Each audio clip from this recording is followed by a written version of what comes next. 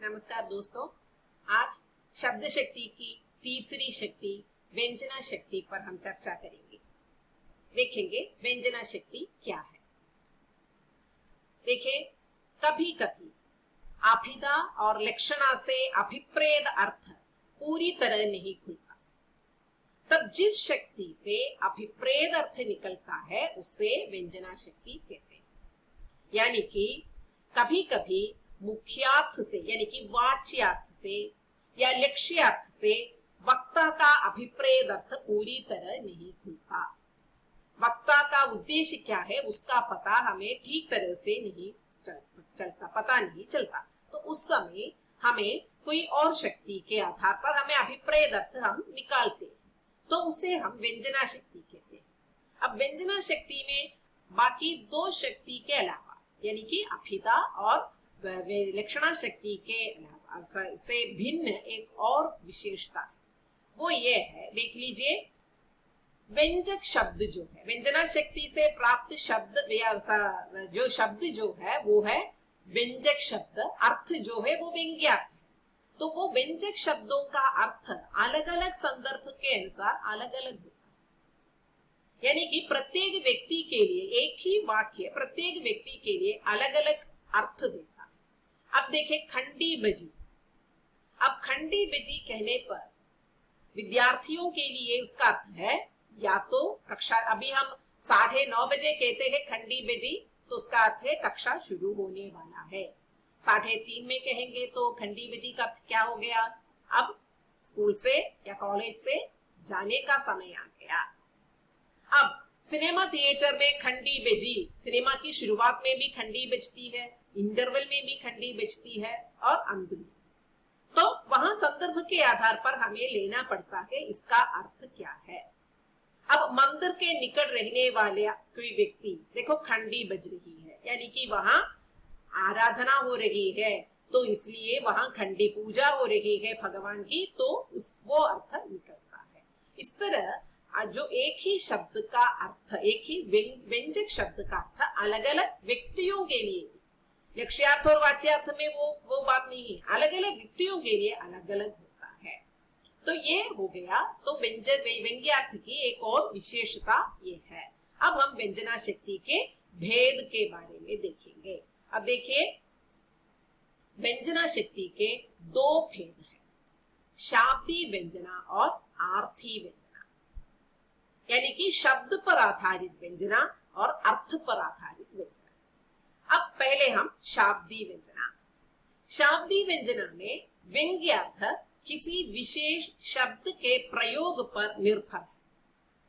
उस शब्द वहां शाब्दी व्यंजना यानी कि शब्द के स्थान पर कोई और शब्द रखे, एक शब्द का प्रयोग है, उस शब्द के स्थान पर उसके समानार्थी अगर कोई दूसरा शब्द रखे तो वो व्यंजना शक्ति नहीं, वो व्यंग्यार्थ हमें नहीं मिलेगा, वहां उस अभिप्रेत अर्थ हमें नहीं मिलेगा। वक्ता का उद्देश्य हमारे मन में लगाने के लिए, हम तक संप्रेषित करने के लिए उसी शब्द का प्रयोग करना पड़ेगा, तो वहां व्यंग्यार्थ किसी शब्द विशेष पर आश्रित है। उदाहरण देख लीजिए। देखिए, ये हमेशा श्लेष अलंकार के लिए भी हमेशा व्यंग्यार्थ व्यंजना शक्ति के बारे में पढ़ाते वक्त यही इतना अच्छा उदाहरण और कोई नहीं मिल सकता। देखिए, चिर जीवो जोरी जुरई क्यों न स्नेह गंभीर को खटी ये वृषभानुजा वो हल धर के वीर। यानी कि कृष्ण और राधा की जोड़ी चिरंजीवी रहे, हमेशा सुखी रहे, ऐसा कामना करने के बाद कवि पूछता है इनमें गंभीर स्नेह, इतना प्यार क्यों नहीं हो सकता, क्योंकि कृष्ण और राधा का प्रेम तो लोक प्रसिद्ध है। इतना प्यार के मिसाल के रूप में श्री कृष्ण और राधा का नाम लिया जाता है। तो वहां कवि बताते हैं कि इनमें स्नेह गंभीर क्यों नहीं हो सकता, और व्यंग्य के रूप में बताते हैं कि ये वृषभानुजा है और वो हलधर के वीर है। अब देखो, मैंने जो अंडरलाइन दिया है, जो दो शब्द यही व्यंजक शब्द है, इसके अर्थ देखिए, इसे अलग विग्रह करके देख लीजिए। वृषभ की अनुजा, वृषभानुजा का एक विग्रह ऐसा हो सकता है वृषभ की अनुजा, यानी कि गाय की अनुजा गाय हो सकती है। और हलधर, हल धारण करने वाला कौन है, बैल है, बैल के कंधों पर हल रखा जाता है। तो बैल के वीर, वीर यानी भाई, तो एक तो गाय है और दूसरा बैल के भाई बैल है, तो गाय और बैल में प्यार तो होना स्वाभाविक है, तो कृष्ण और राधा में प्यार हो गया।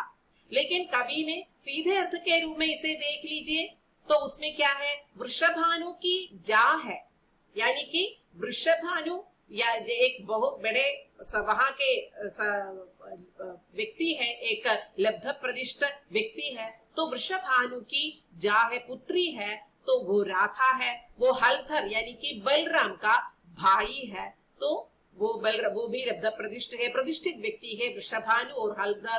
तो ऐसे प्रतिष्ठित व्यक्ति के घर से दो जनों के बीच में प्यार जो है वो स्वाभाविक है। लेकिन यहाँ व्यंग्य क्या है, गाय और बैल व्यंग्य शब्द है, लेकिन यहाँ वृषभानुजा और हलधर के बदले यहाँ और कोई भी शब्द रखे तो ये व्यंग्यार्थ नहीं मिलेगा। तो वृषभानु की पुत्री है ऐसा भी कहने से भी, तो बस या हलधर बलराम के कोई और पर्याय रखने से भी ये बस उत्तर तो नहीं आया, ये व्यंग्यार्थ तो हमें नहीं मिलेगा। तो ये व्यंजना शक्ति में शाब्दी व्यंजना के मुख्य उदाहरण है। अब आगे हम शाब्दी व्यंजना के दो भेद है, अभिधा मूला शाब्दी व्यंजना और लक्षणा मूला शाब्दी व्यंजना। यानी कि अभिधा मूला शाब्दी व्यंजना में व्यंग्यार्थ से ही हम काम लेते हैं, लेकिन व्यंग्यार्थ का बोध अभिधार्थ से ध्वनित होता है। देखिए व्यंग्यार्थ में अर्थ जो है वो ध्वनित होता है। हमेशा कविता में भी हम कहते हैं अर्थ का ध्वनित होना, ये काव्य सौंदर्य के लिए बहुत ही आवश्यक है, क्योंकि सीधे अर्थ जब बताते हैं तो कविता में सुंदरता नहीं आती, या साहित्यिक कृतियों में कुछ बातें कहने हैं तो व्यंग्यार्थ में व्यंजित करके कहना है, तो वो इनर मीनिंग कविता की सुंदरता या साहित्यिक विधाओं की सुंदरता जो है वो बढ़ाती है। तो यहाँ जो अभिधा मूला शाब्दी व्यंजना में शाब्दी व्यंजना की तरह व्यंग्यार्थ जो है शब्द पर आधारित है, शब्द के कोई पर्यायवाची रखने से वो नहीं चलेगा।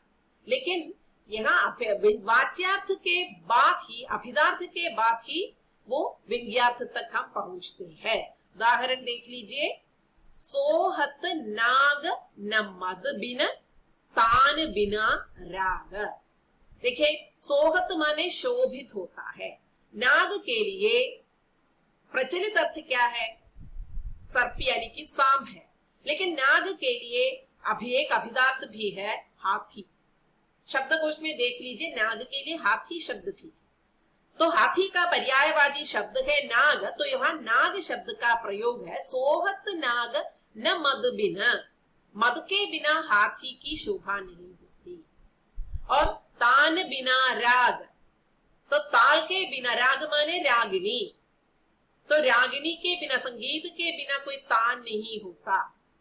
तो ये अर्थ हो गया, व्यंग्यार्थ हो गया।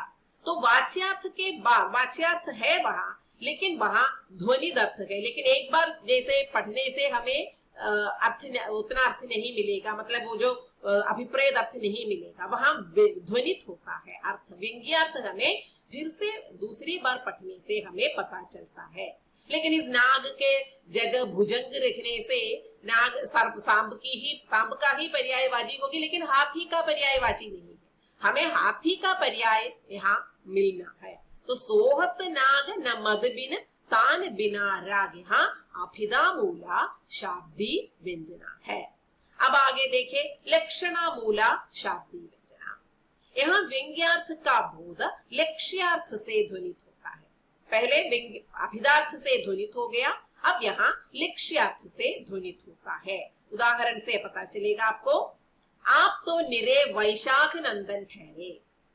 वैशाख नंदन संस्कृत में वैशाख नंदन का अर्थ गधा है, यानी कहते हैं कि जब गर्मी का मौसम आता है, यानी कि हरियाली का मौसम, गर्मी के बाद हरियाली का जो मौसम आता है, चारों ओर हरे भरे पत्ते होते हैं, हरे भरे घास होते हैं, तो सभी जानवर इतने खुश होते हैं, उनके आंखों में इतनी खुशी आ जाती है, वो इतना चरता रहता है क्योंकि काफी कुछ खाने को मिल जाता है।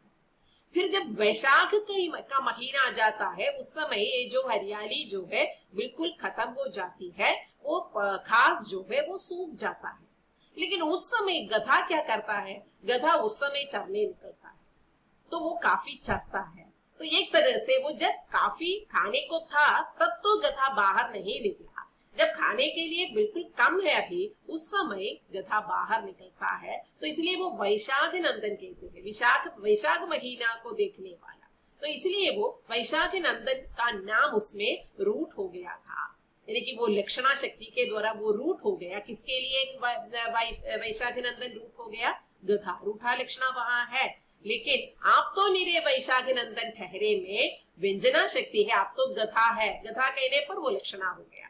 आप तो निरे वैशाख नंदन ठहरे में तो सीधे हमें नहीं मिलेगा, लक्ष्यार्थ के तुरंत बाद हमें वो ध्वनि अर्थ मिलेगा, व्यंग्यार्थ मिलेगा, तो वो लक्षणा मूला शाब्दी व्यंजना। एक वैशाख नंदन के बदले कोई और गधे का कोई और पर्यायवाची शब्द लिखने से व्यंजना शक्ति या व्यंग्यार्थ हमें नहीं मिलेगा।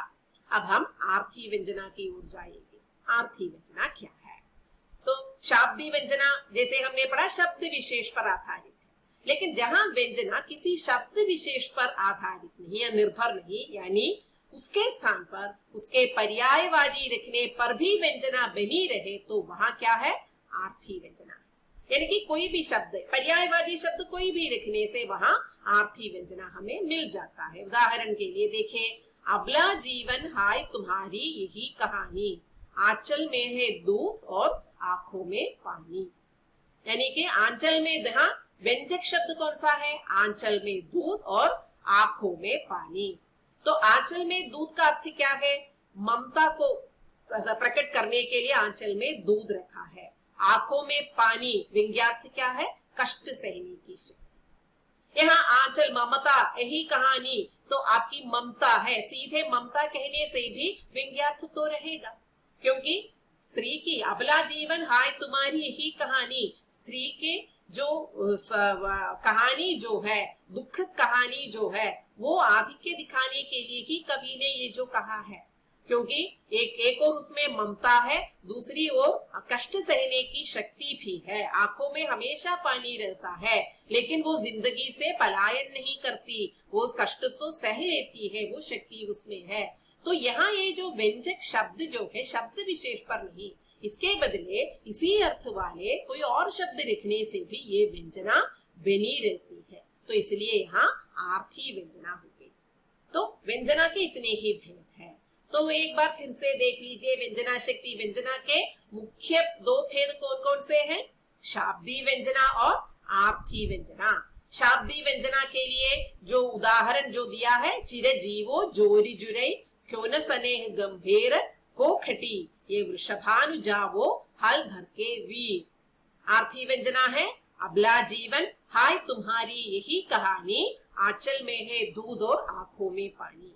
यानी कि आर्थी व्यंजना किसी शब्द विशेष पर आधारित नहीं, शब्द के पर्यायवाची शब्द लिखने से भी, उसी अर्थ वाले शब्द लिखने से भी वो व्यंजना बनी रहती है।